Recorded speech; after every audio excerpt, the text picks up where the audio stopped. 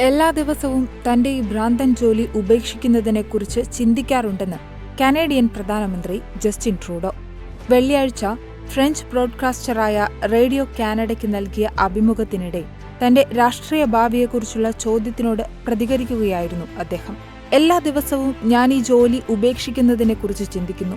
വ്യക്തിപരമായ ത്യാഗങ്ങൾ വേണ്ടിവരുന്ന ഒരു ഭ്രാന്തൻ ജോലിയാണിത്. തീർച്ചയായും ഇത് വളരെ കഠിനവും ചിലപ്പോഴൊക്കെ ബോറടിപ്പിക്കുന്നതുമാണെന്ന് ട്രൂഡോ പറഞ്ഞു.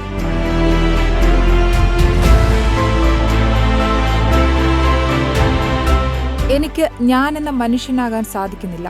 പോരാട്ടം ഉപേക്ഷിക്കാനും കഴിയുന്നില്ല. എന്നാൽ അടുത്ത ദേശീയ തെരഞ്ഞെടുപ്പ് വരെ അധികാരത്തിൽ തുടരുമെന്ന് ഉറപ്പിക്കാനാകും. ലോകമെമ്പാടും ജനാധിപത്യങ്ങൾ ആക്രമിക്കപ്പെടുന്നു. ഈ പോരാട്ടത്തിൽ പങ്കെടുക്കാനാണ് ഞാനും രാഷ്ട്രീയത്തിലിറങ്ങിയത്. വ്യക്തിപരമായ കാരണങ്ങൾ കൊണ്ടല്ല, ജനപ്രിയനാകാനുമല്ല. എനിക്ക് സേവിക്കാൻ ആഗ്രഹമുണ്ട്. രാജ്യത്തിനു വേണ്ടി എന്തെങ്കിലും ചെയ്യാനാകുമെന്നറിയാം. ജസ്റ്റിൻ ട്രൂഡോ റേഡിയോ കാനഡയോട് പ്രതികരിച്ചു.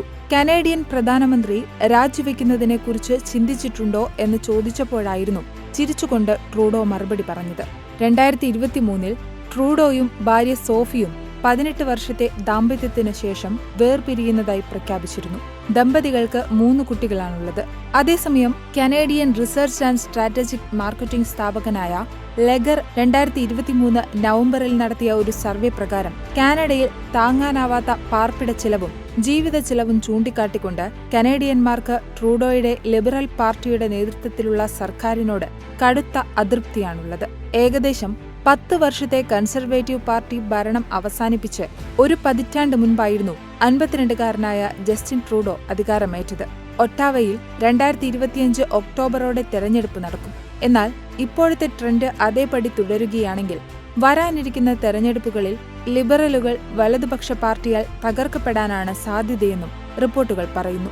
സർവേയിൽ കനേഡിയന്മാരിൽ 30% പേർ മാത്രമാണ് ട്രൂഡോ ഭരണത്തിൽ സംതൃപ്തി രേഖപ്പെടുത്തിയിട്ടുള്ളത്.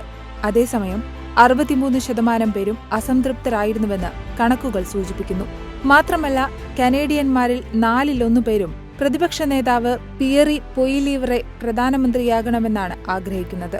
കൂടാതെ ട്രൂഡോയുടെ ജനപ്രീതി കുറയുന്നത് ലിബറൽ പാർട്ടിയെയും ബാധിക്കുമെന്നതിനാൽ പല പ്രവർത്തകരും പാർട്ടി വിടാൻ സമയമായെന്ന രീതിയിൽ പ്രതികരിക്കുന്നുണ്ടെന്നും വാർത്തകൾ പറയുന്നു.